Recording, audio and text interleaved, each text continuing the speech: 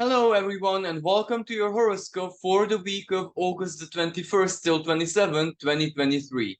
We have a really dynamic and action-packed week ahead of us, at least from an astrological perspective, which means that our lives both individually and collectively are very likely to reflect this. We have so much going on astrologically this week. Mercury goes retrograde. Uranus stands still in the sky, preparing to go retrograde a day after.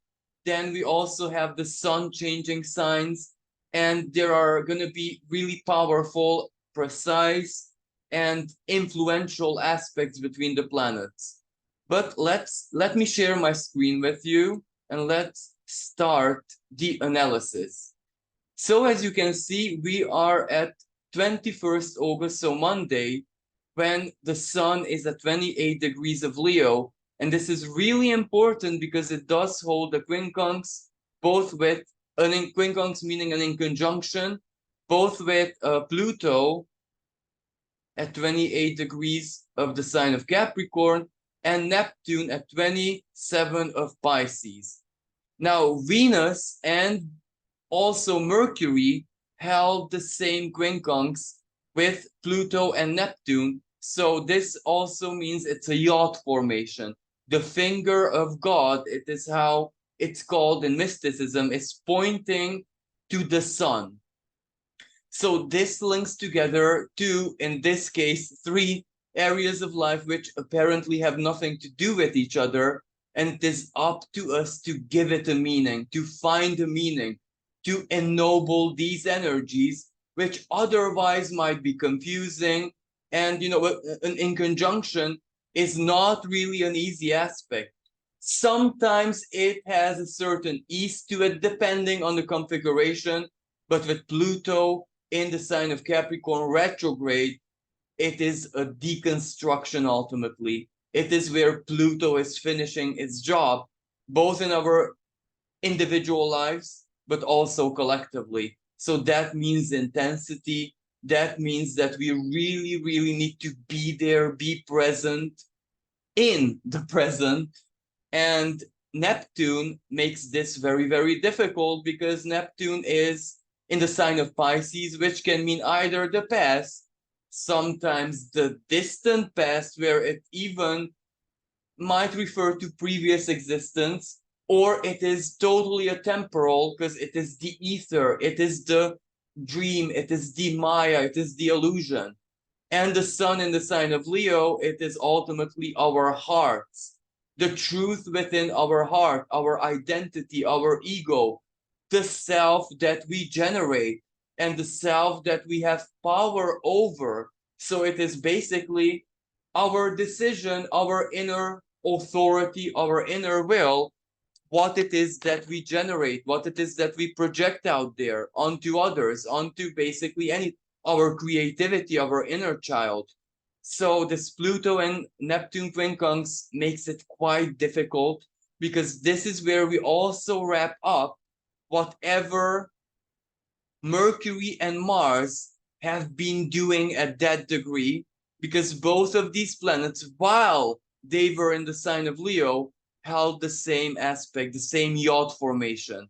And also Venus, actually before and when she started to go retrograde, when she was at that 27, 28 degrees of Leo, also held that quincunx, the yacht formation basically. So this means that the sun comes as a final moment or momentum for us to truly figure out what the quincunx means in our lives personally. Where is destiny? Where is fate? Where is the divine intelligence guiding us towards? And the answer to that is, as I said, an in conjunction. It's not simple at all because it is us who have to find a meaning, especially with Leo energy, creativity.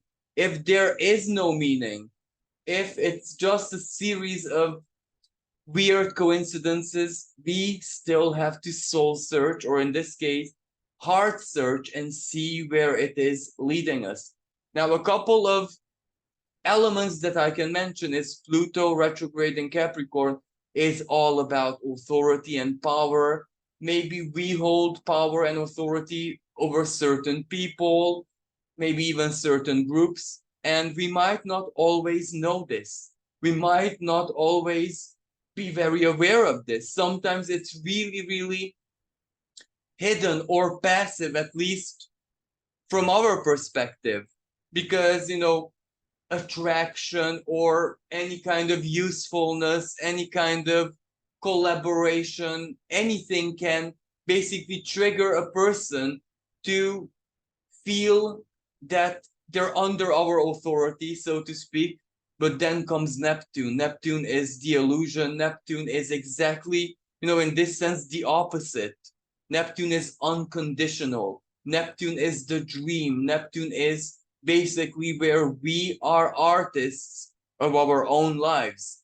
So these two energies point at the sun. So it means that one way or another, we have to find a way to integrate this, to make this energy good bedfellow with one another. But it's not just the sun that holds very interesting and important aspects at the very beginning of the week. We have Venus at 15 degrees of Leo retrograde still, holding a square to Jupiter. Now, this square is held for the second time, where the first time Venus was not yet retrograde. So that was one expression of the energy.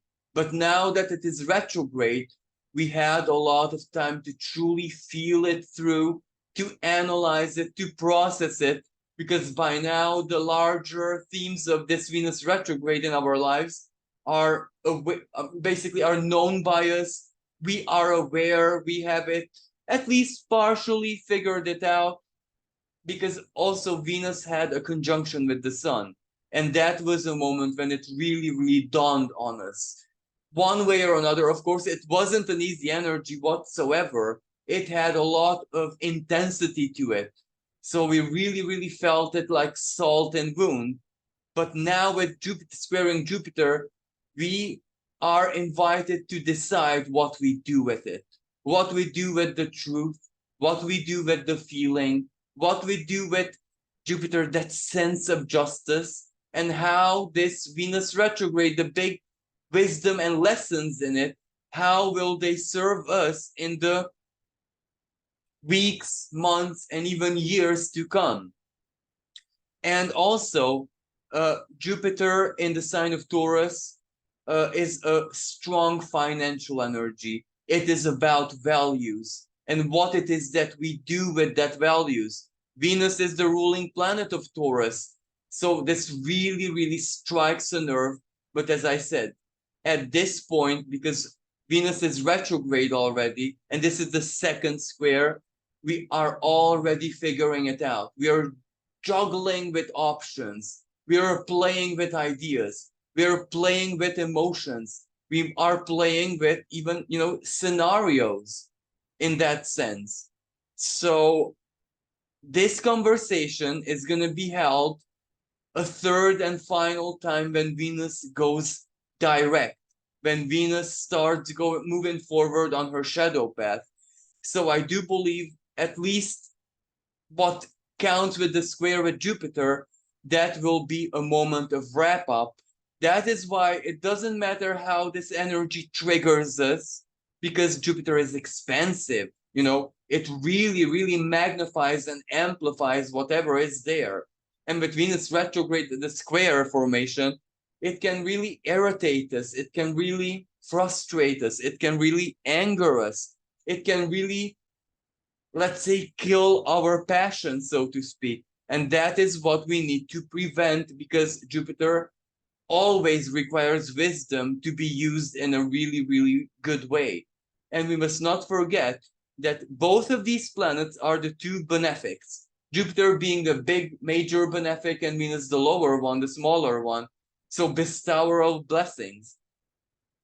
But when they are in a square, in tension with one another, that is when we don't really see it as a blessing, or the promise, the allure, the illusion of the blessing kind of makes us do extreme gestures that will not go the right way, not go as intended. And That is also because Venus squared Jupiter, and Venus is going to Uranus before she got here. So Venus will square Uranus the third and final time after she squares Jupiter when she will go direct. But that is a chapter for another horoscope. Now, another energy which I find very significant is that Mars at 26th degree of Virgo is already opposing Neptune, because Virgo and Pisces are each other's opposite signs.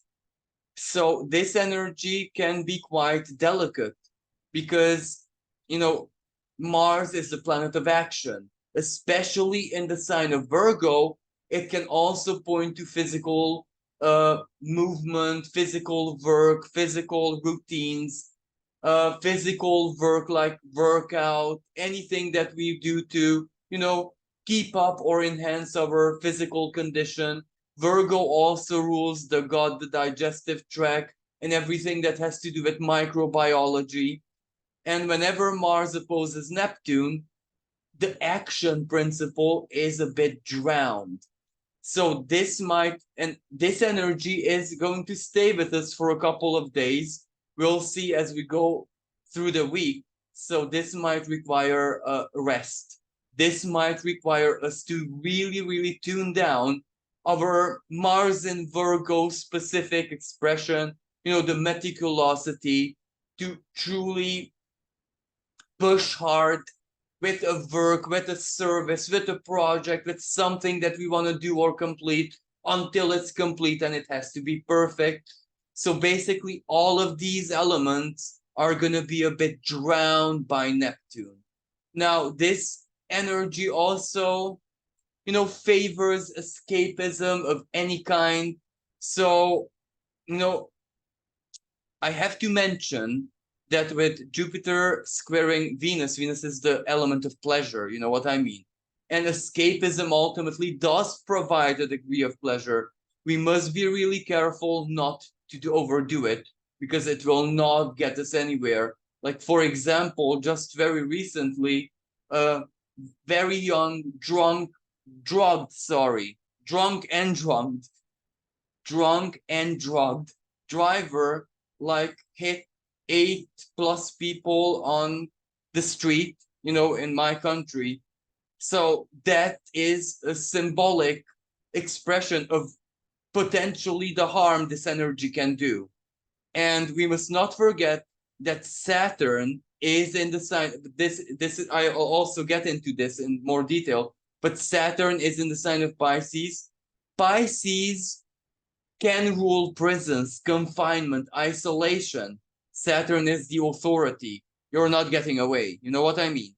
So we need to be careful with escapism, because chances are this Mars opposing Neptune will crave rest, escapism, putting our, Virgo minds and the meticulosity, the hair splitting, the analytic element of the mind to rest a little bit. This might also require, physical rest. This might also make us feel really demotivated to, how should I express this? To embody Mars and Virgo specific energy. As I said earlier, the meticulosity, the hair splitting. We want everything to be perfect. And with just Mars and Virgo, we find the energy, we find the resource, we find the time, we find the ambition. But this Neptune puts a stop to it. And on the other hand, this can also be the energy of disillusionment.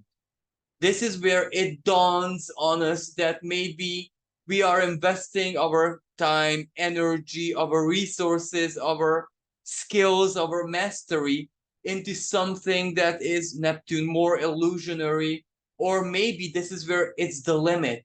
We can no longer invest because we invested enough.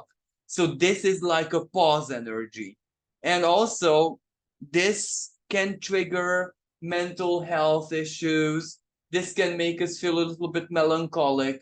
This can make us feel a little bit de-energized. And also, what is really recommended, especially if you are in an area where the weather is a bit extreme, like heat wave or something. Stay hydrated and consume, foods and anything that can give you minerals, because you want to have your body mineralized, because Pisces rules the blood chemistry, etc. And Saturn in the sign of Pisces is exactly the minerals, the metal, basically, the salt in our blood. So yes, stay hydrated and mineralized. Another energy that I would like to mention, which also plays out at the very beginning of the week, and this is quite beautiful and favorable. Mercury trines Uranus, and Uranus is Mercury's higher octave. So this is a really, really good energy. The trine is not perfect to the degree. Uranus is at 23, Mercury is at 21, and Mercury will not perfect the trine yet with Uranus because it will go retrograde before it can. Yet it doesn't really matter because this is a really fortunate energy. This can be breakthrough. This can be the very, very best ideas, epiphanies, brainstorming that are also applicable. Because very many times you can have epiphanies that they cannot really be executed. They cannot really take a very safe and sound, or, a really good physical expression that works, that gives us something. Yet this energy can actually do that, especially if we embody the energy of Uranus. And speaking about Uranus, before I don't forget, Uranus this week is very, very slow, almost at a standstill, because on the 28th of August, it will start its retrograde. So Uranus is emphasized very strongly, as is Mercury, because Mercury is also almost at a standstill. So both of these planets are, almost not moving and holding this conversation with one another. And this conversation, of course, it will repeat again when Mercury goes direct, but that's a totally different horoscope. But this can give us a lot of good ideas, a lot of productive brainstorming. And of course, depending on which area of your life this energy falls into, that can come from other people. It can simply come from life. It can come from professionals. It can come from someone you reach out to. But this is really practical. It gets things done. And we must not forget Mercury retrograde will also start this week. So Mercury retrograde will give us the time, the opportunity, and everything to make really, really good use of this energy, whatever comes our way. May it be something interior, like our own ingenuity, thought, epiphany. May it be a good advice or anything from the external. We will have time to work with it, to refine it, to perfect it, and to analyze it before we make it permanent, let's say. But this is one of the really, really positive aspects that I really, really look forward to. Now, there are certain aspects which are held by the minor power players in the sky, so I'll display that. This is where Pallas Athena also holds a trine with Uranus. Pallas Athena is goddess of wisdom. She is about tactics, what we can resolve with the power of our mind, intelligence, and putting it to good use. So this just, catalyzes the Mercury Uranus trine. We also have Black Moon Lilith in the sign of Leo. Yep, there she is, trining Aries in the sign of Aries. Where is Aries? Let me find Aries. Here she is. And Aries is almost trine to the North Node. So that's really, really important. Now, individually, this can represent a moment of courage.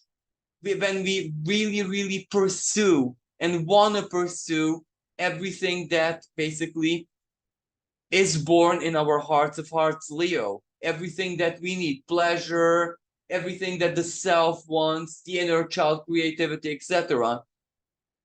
But collectively speaking, this energy can be quite, intense.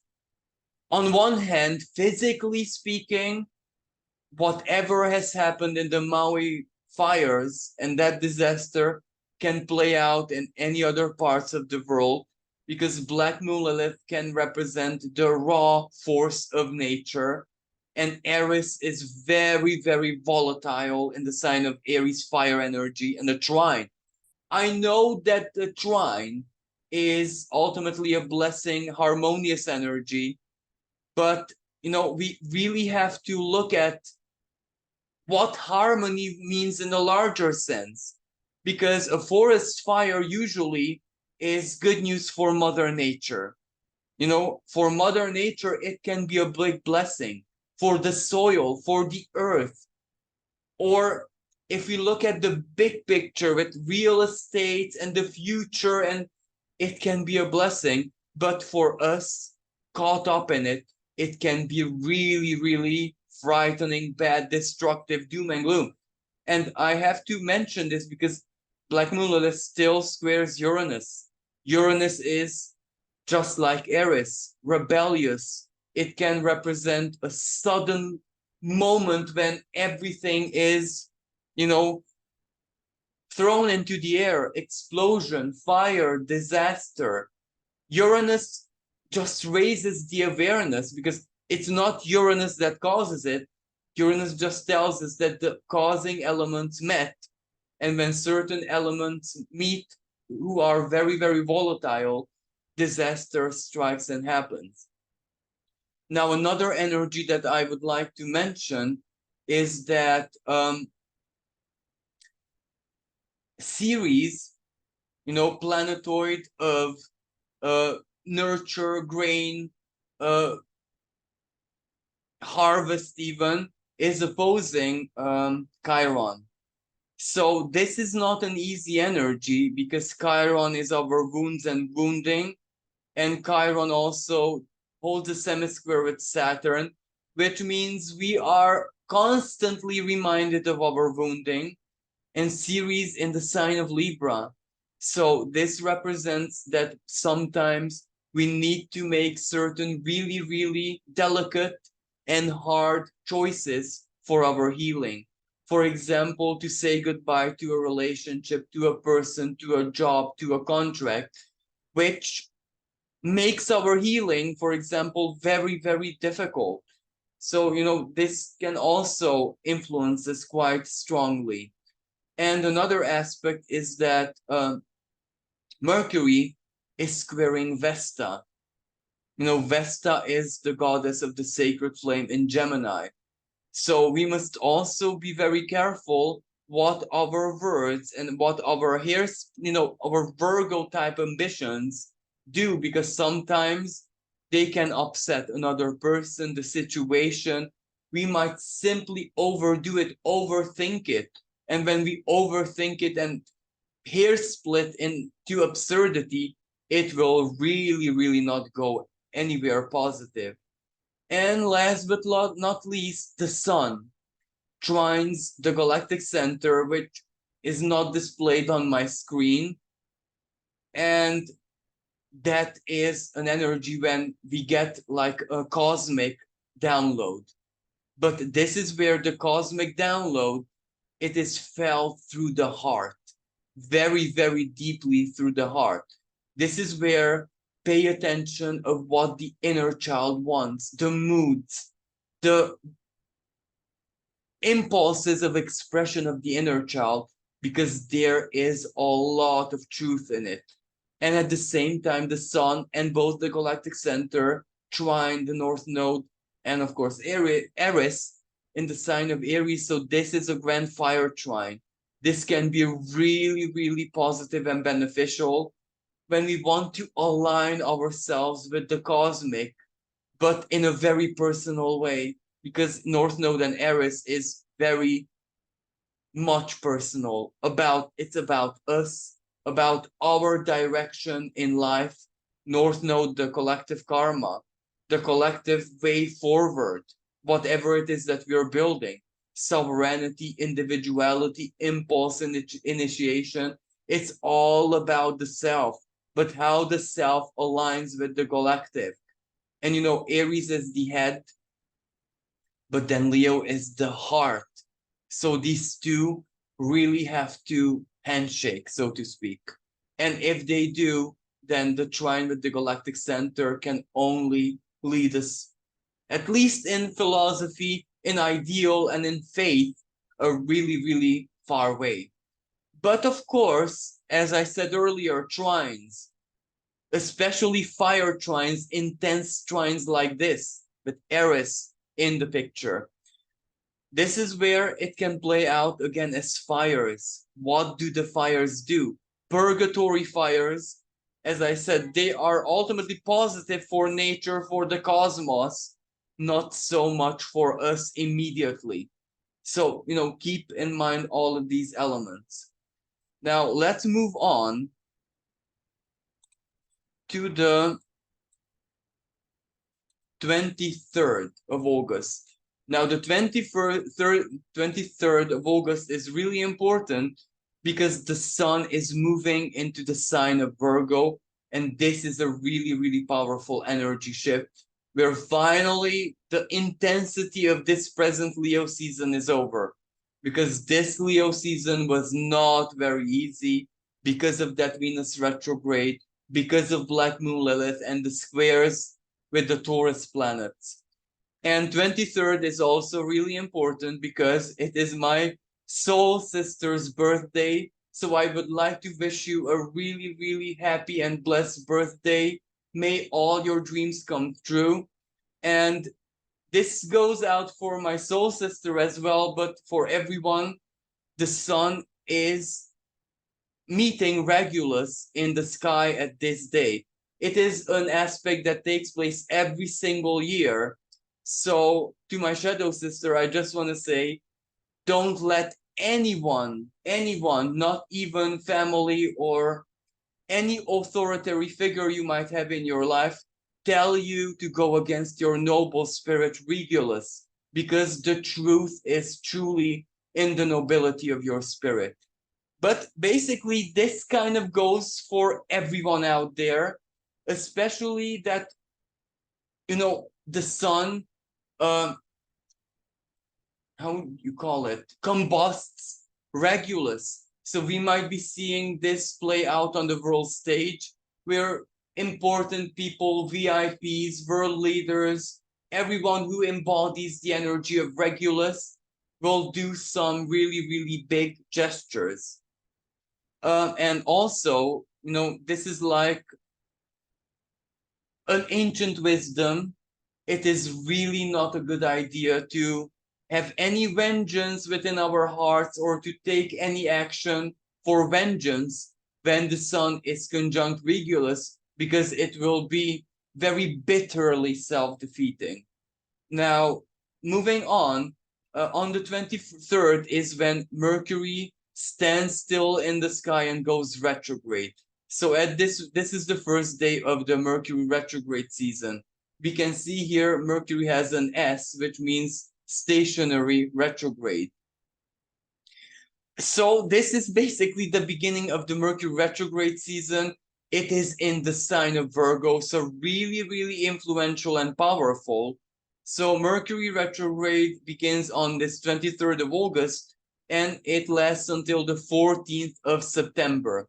This Mercury retrograde is going to be quite special on one hand because it's in its home sign of Virgo, and on the other hand, it goes retrograde trining Uranus.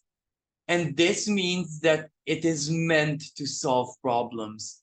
So whatever inconveniences, whatever it brings up from the past, with Virgo, especially things that we really need to look at, we really need to solve, technicalities, details, those which require actually meticulous work, thinking, and a vision to solve it, it will bring them up from the past, but with Uranus, we can solve them for good with our ingenuity and getting out of our comfort zone, getting out from our usual mindset, usual value system, and usual way of doing it. And that is exactly why the solutions that come to us and that we create ourselves during this Mercury retrograde season can be really, really long lasting and, in a sense, quite miraculous. And we must also not forget that Venus is also retrograde at the same time. So it's not just the mind, Mercury, and the mind is a filter, a way of judging it, in the sense, judging it how practical, how, Virgo-like our solutions are. But Venus retrograde adds another the element of the heart, so it's really, really favorable and positive. It is hard that we are caught in both of these retrogrades, but if we look at the big picture, how useful it is, how precise it can be, and how custom built, as in Venus in the sign of Leo, it has to appeal to our hearts as well, to our ego, to our identity, to what is specific to us personally. That is really, really good news, because we are going to be satisfied with these solutions. But, the specifics of the Mercury retrograde still go. Technology may not work very well, things might break down, especially that, Virgo is earth sign, so it can also represent our tools that we work with. Communication will go so and so, dates and times might be unreliable, they might suffer change. But note that the trine with Uranus, that is really favorable, because even if the times and dates don't match our expectation, or they get changed or canceled last minute, Uranus brings something much better, So and later on, as Mercury moves backwards, it will trine Jupiter. That's also really, really favorable and wonderful, because Jupiter brings the luck, Jupiter brings the truth, Jupiter brings, the expansion. Jupiter brings the practical solutions that are meant to serve us very, very long term. Taurus, the values, so all of the good that we need. Now let's move on to the 25th, when we have Mars at 28 degrees of Virgo trining Pluto. And this is really, really important, and it's not easy. I know it's a trine, yet it's not easy, because this Pluto is retrograde. Again, it challenges power, authority. This aspect serves freedom, to break free from chains, but with breakthrough. Mars in Virgo, with the power of our intelligence, with the power of our mastery, with the power of our sacrifice. And speaking about sacrifice, Mars still holds the opposition to Neptune. Neptune sextiles Pluto, and this is the power of alchemy. This is really, really powerful and important, because this is when we can install, from a material perspective, from a power dynamic perspective, and also from a spiritual perspective, long-lasting changes and transformations in our lives that serve us really, really well for the long term. And this is the aspect where it's all about our truth. Mars in the sign of Virgo, the truth that we process mentally, the truth that our masteries, our work, our sacrifice, and everything that we do each and every day in our lives, that truth. While Pluto, it is the bigger truth of what can have healthy power over us, and what may have power over us. So this is really, really a power aspect. Now, of course, with Pluto, this can represent fated events, this can represent blessings, this can represent where our work advantages us finally. or a breakthrough in work, breakthrough in service, when bosses, authoritarian figures, the state, the government, institutions are favorable to us, the laws, legislations, or their solutions, their modus operandi for a change actually does something good in our lives. So this aspect can be really, really good for business and breakthrough in this sense.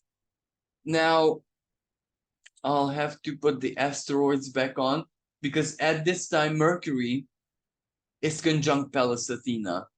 And this is really, really significant and important, especially in my view and vision, because these two planets complement each other.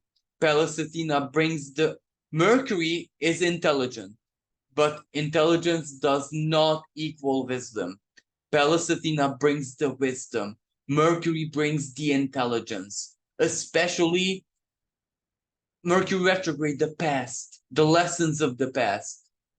I'm not referring to major karmic lessons, but very, very practical lessons. This works, this doesn't work. This, if I invest my energy, my time, my resources into this, it pays off, it pays back. If I invest my resources into XYZ, it doesn't. So, this is really, really practical energy, and it can go a long way. It is very helpful with decisions, with choices, with seeing the practical sides of life clearly. Of course, Mercury will go retrograde, will move backwards. So we need to give a shape and form and work with that wisdom. It is not one time moment where this conjunction is on the 25th and that day solves them. No, no, no, no, no. We need to use this in a very, very practical sense. And another energy that I would like to speak about, Orcus trines Jupiter. Where is it here? And this is really good for justice. This is and on this day, on the 25th, the moon, no. The moon squares Orcus. And that means, again, fight for justice. How do we feel about justice? But because Orcus is trining Jupiter, this might represent that we will demand whatever is ours, whatever we are entitled to, however we feel orchestrating the moon, squaring the moon. However we feel about justice, we might demand that to exist in our lives. Let's move on. Oh, before I move on, actually I can move on. Saturn is already conjunct the fixed star Fomalhaut. Fomalhaut is the star of Archangel Gabriel. It is the star of alchemy, of ancient wisdom. So this is really, really good energy for alchemy, especially that at this time, Pluto is still sextiling Neptune. Mars is in anaretic degree of Virgo. So that means its symbolism is greatly amplified. And Mars at this anaretic degree of Virgo really means business, really means breakthrough, really means solution and ambition. And it's still trines Pluto. So it's a really, really, really powerful, intense moment in the sky. So where I want to go with this is that, yes, it does truly work, because Pluto gives the fated element as well. Mars in an erratic position is also fated energy, because every planet, when they're in an erratic position, that kind of invites, if fate has something to say about this, it will be there. And usually it's unpleasant because it's a bit shadowy. It's the extreme expression of the planet, but sometimes that is needed for basically the breakthrough. And let me just look at my notes. So yeah, at this time, but I need to go a bit ahead. Actually, I can change the day. No, I can't. So sorry for my technological clumsiness.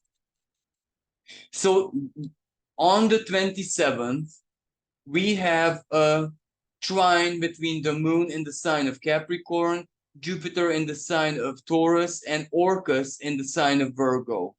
So this is basically an earth trine. And with the moon in Capricorn, it brings the mastery, it brings forward the practicality, Orcus, the justice, the law, the power of change, because Orcus is just like Pluto. Even in physical reality, it is a system where it's Pluto Chiron, Pluto Charon, its moon, and Orcus Vanth. They look almost the same. So this aspect really, really favors justice. If you remember when the moon was in the sign of Sagittarius, it squared Orcus. Whatever action or whatever energy we released in the name of justice, at this time, the 27th, we feel it. We feel it supporting us. We feel it present in our lives. So it's really, really good. But also the 27th is very important because Mars moves into the sign of Libra. So it changes signs. It's a very powerful energy shift. Now, it is absolutely true that Mars cannot bring out his most higher qualities in the sign of Libra because it is in prison, it is in detriment, it is the opposite sign of Aries, the sign that it rules. So it is kind of forced to take into consideration the will of others, the needs of others. Libra, the diplomacy, Libra, the altruism, the Venusian expression. But that can actually be a good energy as well. But when Mars enters into the sign of Libra, it's the emphasis is all about relationships, all about choices, decisions, and justice as well. So, collectively speaking, this is when I do believe courts of justice are going to be called upon. Called upon what? Well, Mercury retrograde answers us whatever happened in the COVID, medically speaking, because both Virgo and Pisces rule medical institutions, medical modus operandi, medical research. And with Orcus in the sign of Virgo, whatever has been done in the name of, as I said, medical whatever, was it righteous or was it totally unfair? So this is a beginning of that. And Saturn opposes the sun because the sun is already comfortably in the sign of Virgo.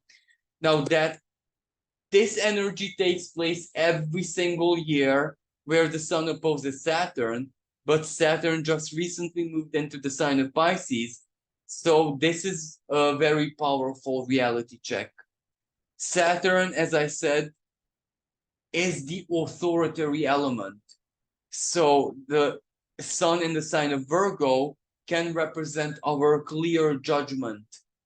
So all of us have to, one way or another, report to an authority, an external authority sometimes, other times internal authority, because Saturn is retrograde. So its symbolism turns inward. So this is like a reality check moment. Every time the sun opposes Saturn, it is a reality check, but this is where we need to bring a lot of balance in our lives. Individually speaking, this might play out who it is that we serve. What does our service do in the larger sense? Because very many times our altruistic, our really meticulous, perfectionistic service that we really, really invest our energy into, our soul even, may not have a really positive effect. We make some people lazy, we highlight a massive contrast between our standards and the common standard. You know what I mean? So this energy calls upon us to get balance, to put in equilibrium into whatever it is that we are doing, so that the service and the quality of the service and the principles of the service and the sacrifice, because both of these signs have a lot to do with sacrifice. Pisces, emotional, spiritual sacrifice. Virgo, quite physical, our time, our energy, and so on. So this is where we need to have balance in our lives. Our service needs to also provide a service, a well-being to us personally, and vice versa. If someone serves us, we also need to give something back, because Saturn in the sign of Pisces is heavily karmic. So this is where it's also karma, it's also divine justice. And we must not forget that Saturn at this moment is conjunct Fomalhaut, so which means the sun opposes it. The sun in Virgo is about all the practical elements of life, the nitty gritty, the hair splitting, and the sun's luminosity. And we must not forget that the sun is there with Mercury and Pallas Athena. So we see things quite clearly. Every element is, observable, perceivable by the mind. So the sun illuminates this. So the sun is the light of our consciousness. We cannot have the excuse that, well, it was an unconscious force, we didn't know about it, we didn't understand it, we were confused about it. We can't invoke this excuse, because the sun opposes Saturn, the reality check of it. Even the unconscious is, how should I say, in tune with physical reality one way or another. Disillusionment, strong. This is where our fantasies, even if they're there, they can no longer, provide the bubble. They can no longer provide the escapism. We are still in reality. So Fomalhaut brings the alchemy to it, if you know what I mean. So if the sun illuminates all the physical elements, they also need to be righteous. They also need to be fair. They also need to, be in harmony with karma and karmic justice, and vice versa. Karmic justice has also need to be in harmony with the practical elements of life. So I do believe I mentioned everything that I wanted to say, so I'll wrap this up. I'll stop sharing my screen now. So thank you everyone for listening. Thank you for all the love, all the support, all the likes, all the shares, all the thumbs up. If you'd like to support me and my work, you can donate in the PayPal link in the description below. And also, if you'd like a separate Mercury retrograde video, just comment below and I'll create one for you. Thank you everyone. Until next time, bye for now.